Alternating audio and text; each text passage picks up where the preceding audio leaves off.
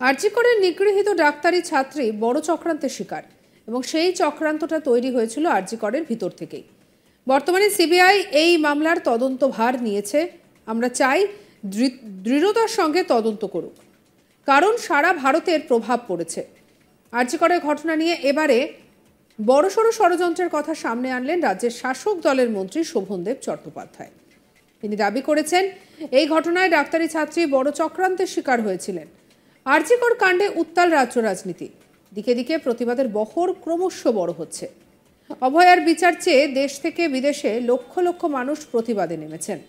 আর এই ঘটনায় এখনো পর্যন্ত দোষীকে তা প্রমাণ না হলেও গোটা ঘটনার জন্য আরজি করের প্রাক্তন প্রিন্সিপাল সন্দীপ ঘোষী যে জড়িত তা কিন্তু কম বেশি সকলেই বলছেন। তবে গোটা বিষয়টি বর্তমানে বিচারাধীন।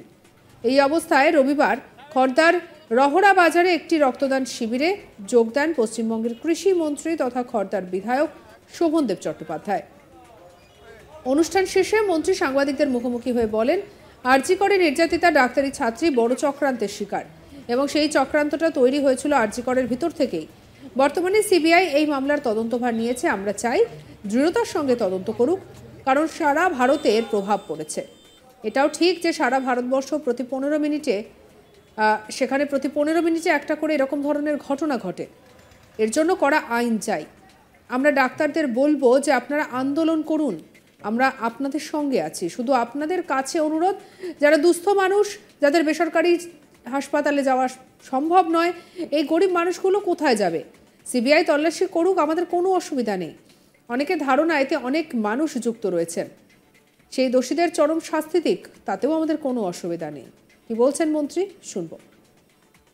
জাস্টিস আমিও চাই।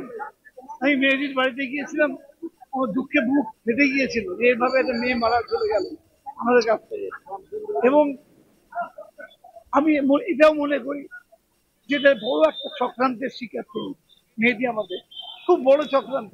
এবং সেই চক্রান্তটা তৈরি হয়েছিল হসপিটালের ভেতর থেকে। আজকে সেই থেকে সিবিআই বার করুক, সম্ভবত তো চেয়েছিল আমরা করি, আমরা না বললে সিবিআই করুক।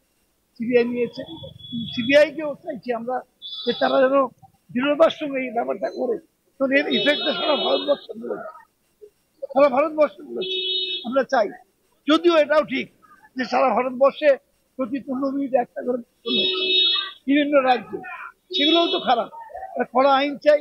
আর তার সঙ্গে সঙ্গে আপনাদের মাধ্যমে আমার ডাক্তার ভাই বোনেদের কাছে বলি, আমার সন্তানের সমান। ভাই বোন কি বলবে, আমার সন্তানের সমান। তাদেরকে বলবো আমরা যে আপনারা আন্দোলন করুন, আমরাও আন্দোলন থেকে উঠে এসেছি। আন্দোলন করুন, জাস্টিস চাইছেন, জাস্টিস চান, আমরা আপনাদের সঙ্গে আছি, আপনাদের সঙ্গে সহমত। আমরা শুধু একটা অনুরোধ আপনাদের, যেসব দুস্থ মানুষ যাদের মানে কি বলে বড় মানে বেসরকারি হোটেলে যাওয়া, হোটেল বলছি, হাসপাতালে যাওয়া সম্ভব নয়, তাদের কথাটা আপনারা ভাবুন। এই গরিব মানুষগুলো কোথায় যাবে? সন্তান নিয়ে এসছে, মারা গেছে, চিকিৎসা হয়নি বলে, এটাও ভালো দিক। এটা ওনাদের ভাবা দরকার। ওনারা যে প্রফেশনে আছেন সেটা নিশ্চিতভাবে বিচার চাইছেন, ভালো করছেন, কিন্তু খুব অত্যন্ত নোবেল প্রফেশনে আছেন, সেটা যেন তারা জানা যায়। সিবিআই করুক, আমাদের কোনো আপত্তি নেই।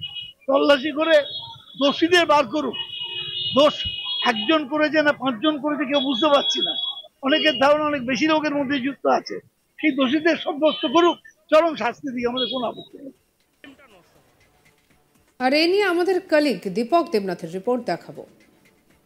দেখো, আরজি কর মেডিকেল কলেজের ডাক্তারি ছাত্রী বড় চক্রান্তের শিকার হয়েছেন এবং সেই চক্রান্ত তৈরি হয়েছিল আরজি করের ভিতর থেকেই।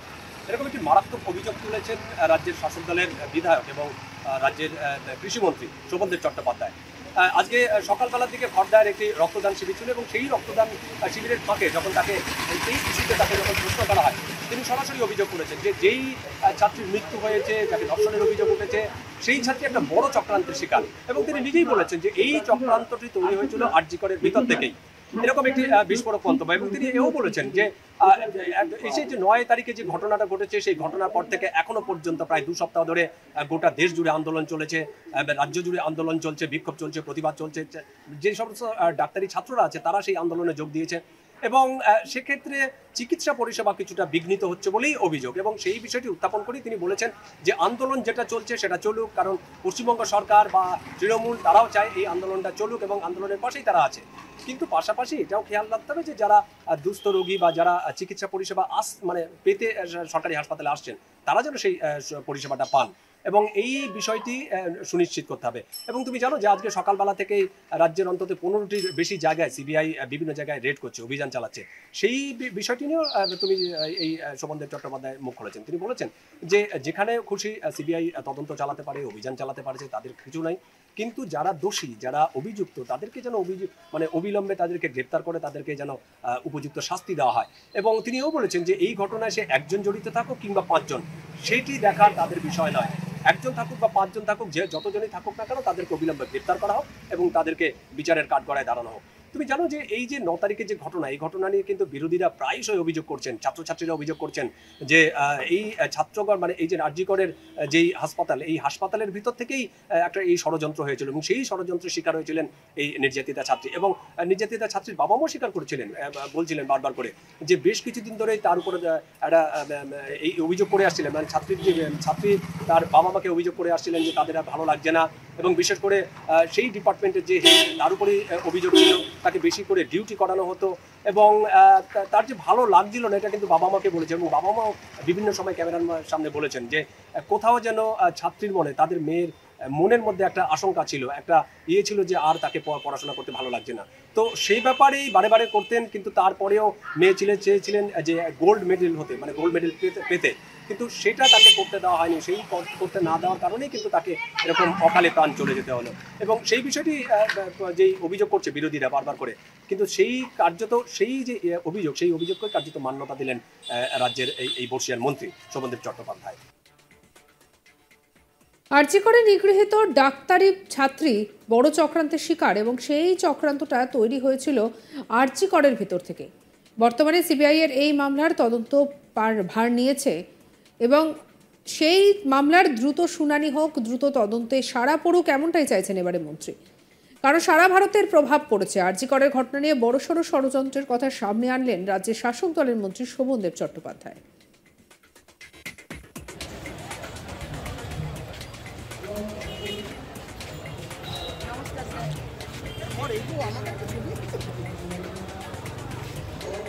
স্যার এখানে সব পৌরসভার কর্মীরা, হ্যাঁ হ্যাঁ